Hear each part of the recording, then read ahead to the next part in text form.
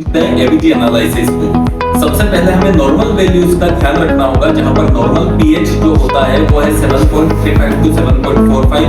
Normal CO2 की जो value होती है वो होती है 35 टू 45 और नॉर्मल HCO3 जिसे हम बाइकार्बोनेट के नाम से जानते हैं उसकी जो वैल्यू होती है वो है 22 टू 26।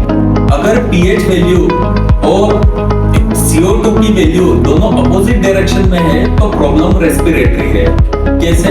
फॉर एग्जांपल, अगर pH कम है और CO2 की जो वैल्यू है वो ज्यादा आती है तो वो इंडिकेट करती है रेस्पिरेटरी एसिडोसिस को। ठीक वैसे ही अगर pH की वैल्यू और बाइकार्बोनेट यानी HCO3 की वैल्यू जो है वो दोनों सेम डायरेक्शन में होती है तो वो इंडिकेट करती है प्रॉब्लम मेटाबॉलिक है।